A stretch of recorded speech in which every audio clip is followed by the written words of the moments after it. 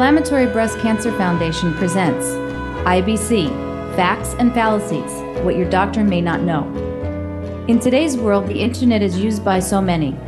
Research is at its fingertips of just about anyone on subjects they may need to know more about. But the challenges of knowing the truth versus fiction about health issues are a major concern for the public and the medical community.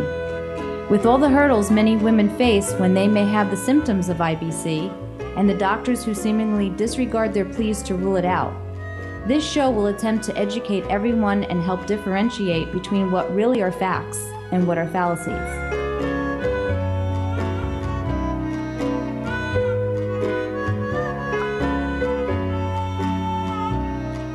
And now, your host for tonight's show.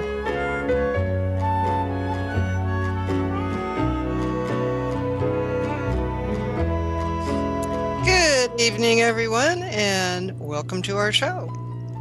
Well, October is almost over, and Sunday night the little goblins will be at the door, dressed up as who knows what. I can't wait to see these little ones this year. And in honor of the end of October, I have a few words I'd like to start things off with. Are you dead tired of pink ribbons? I am. Every time I see the pink ribbon or pink ribbons and someone asks me, do you want to donate to breast cancer? I feel like screaming. All during the month of October, I consistently ask the person, or better yet, the store, where does all this money go?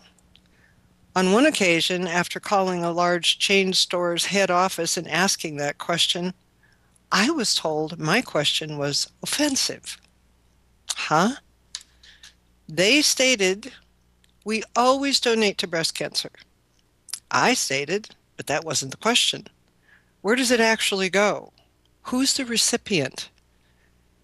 Nor has that question ever been answered when I have pushed the subject.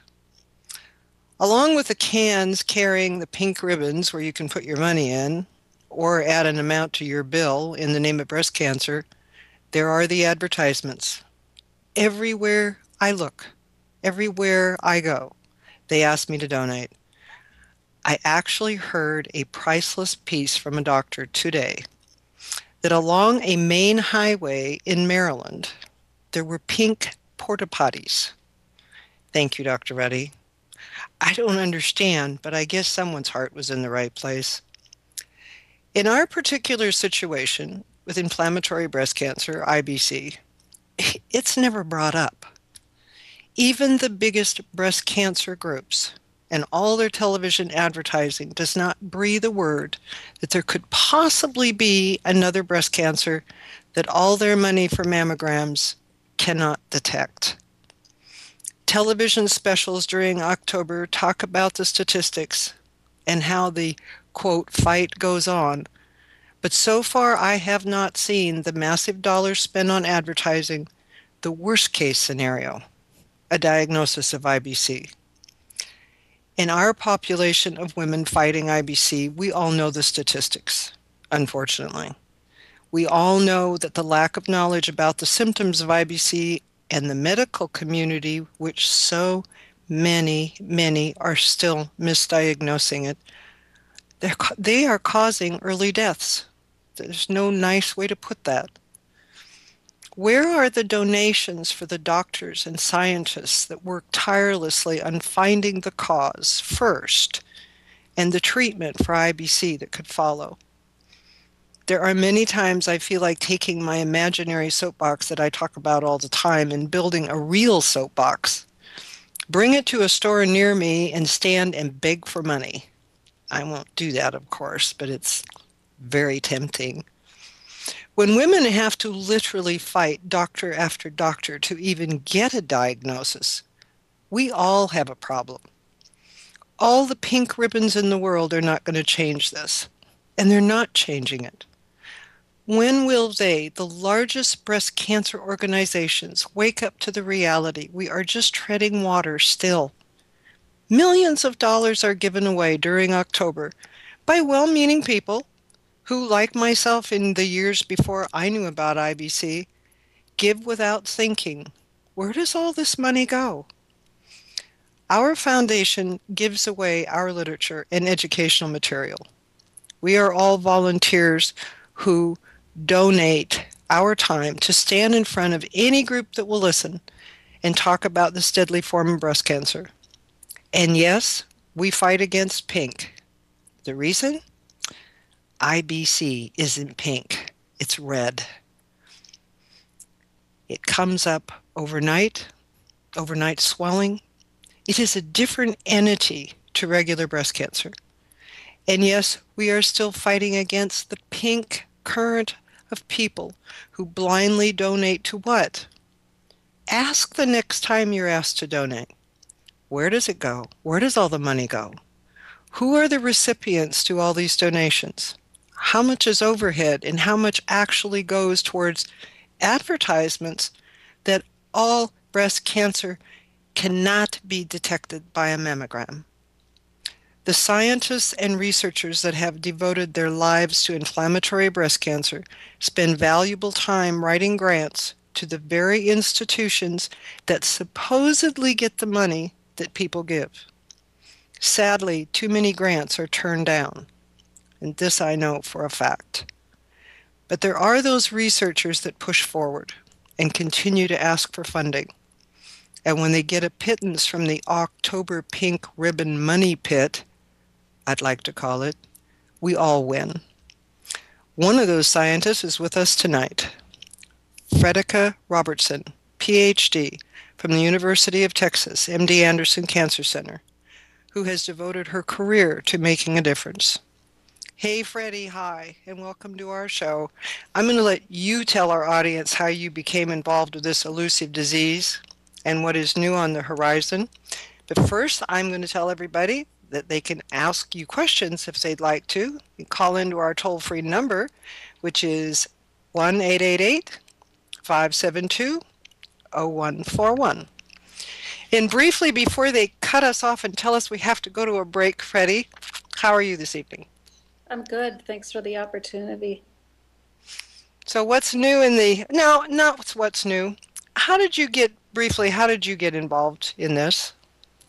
Well, I trained at Roswell Park Memorial Institute, and when I was a postdoctoral fellow, I had the privilege to work with Charles Heidelberger, who was responsible for synthesizing and developing the drug 5-fluorouracil, which for IBC patients, the FEC or FAC, the F in that is 5-fluorouracil. And he also happened to develop Xeloda. And so if you have metastatic disease, Xeloda is a common drug of choice for IBC patients and also patients with locally advanced breast cancer with metastatic disease. So I am trained in experimental therapeutics, but had started working on the molecular aspects of metastatic breast cancer in 1996. My laboratory was responsible for looking at a molecule called COX-2, which if you know anything about nonsteroidal anti-inflammatories like Advil, there are studies showing that inhibition of this COX-2 gene suppresses inflammation, which is associated with metastasis, with blood vessel development to feed tumors. So I worked on that and worked on breast cancer metastasis. But when I was given the opportunity to come to MD Anderson, Dr. Cristofanilli and I started collaborating. And that's really when I started focusing on inflammatory breast cancer. It's very strange in terms of thinking about how life unfolds. I got married in 2002 to a man, David Baker, who's an IBC advocate. And unfortunately, his first wife passed away from inflammatory breast cancer in 3 months, from diagnosis to passing away. And so he is a very dedicated advocate to IBC. And so together we have really formed an alliance to allow me to work on this disease. And he's also contributed to making graphics for us, to making pamphlets for education and outreach for IBC, for the Morgan Welch Clinic. And so we have a multidisciplinary team, which most of your listeners know at MD Anderson, and now with Dr. Cristofanelli moving to Fox Chase, Massimo and I continue to collaborate, which is a very exciting opportunity to expand the multi-site clinical trials that will go on, and also to allow us access to more IBC patients to determine what this disease is, because we really don't understand. We're just beginning to understand what the molecular basis is for this. So that's a little bit about me. And we're going to hear the rest of the story, but we're going to take a quick break for a moment, and we'll be right back.